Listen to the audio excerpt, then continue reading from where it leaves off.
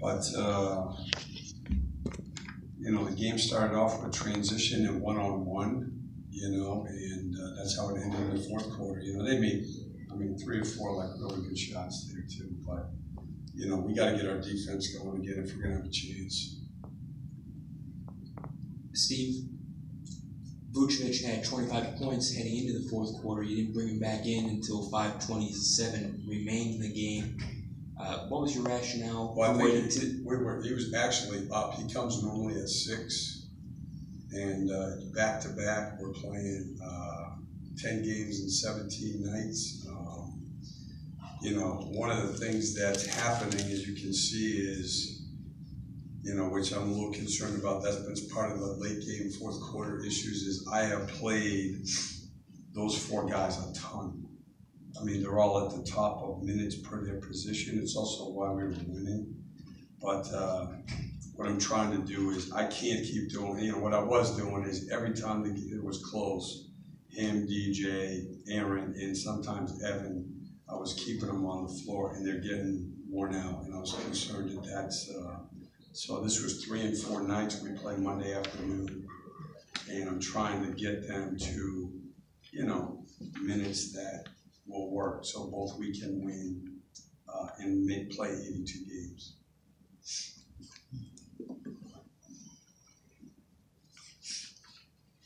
Coach, fast break points, 31 to Bucks advantage. How difficult was it, especially with how well Milwaukee rebounds the ball, to stop, you know, ball penetration as long as they are, and especially since your guys played a game last time as well? Yeah, I mean, to me, without watching the film, biggest difference in the game. You know, not just the open court ones, but in the half court too. You know, just what you're talking about. They have you so spread out. You know, obviously with playing range shooting 5-man, and they've got a bunch of guys that drive the ball well. And it wasn't just Giannis, obviously, it was Bledsoe, Brogdon, Middleton, you know, especially there late. So, yeah, I mean, it was, you know, the big emphasis going in, and you know, we weren't able to do it. Cliff, you've said all season that you're not going to be one of those explosive offenses, but you got to be a top 10 defense. How key is it to get back to that point, you know, to get where you want to go? We don't, we have no shot. We can't play defense like we played like these last 4 games here. And, you know, we had gone from, I think this is right, the first 20 games, I think we were 17th in defense. The next 20, we were 9th.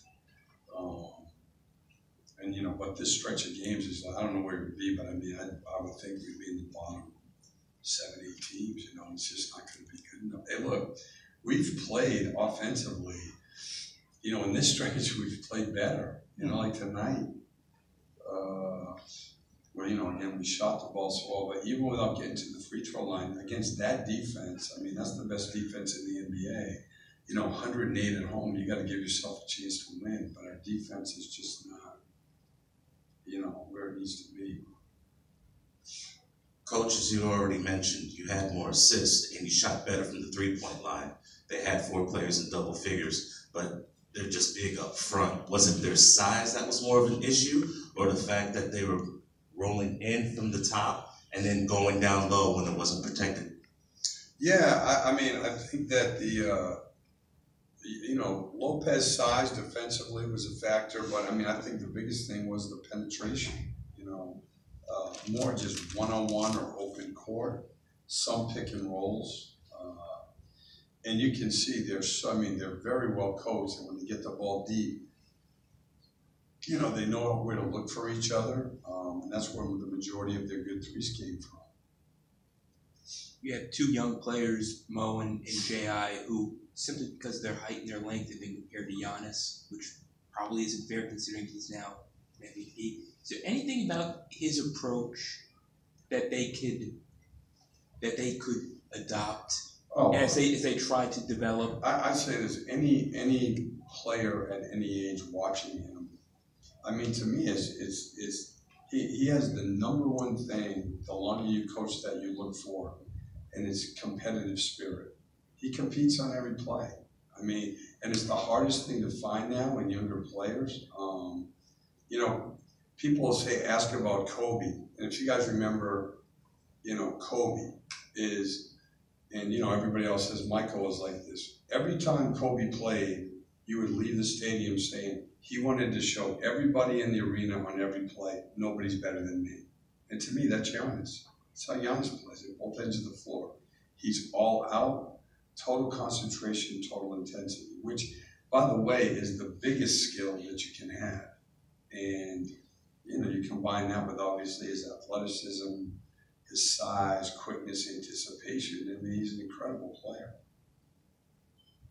Good. Good.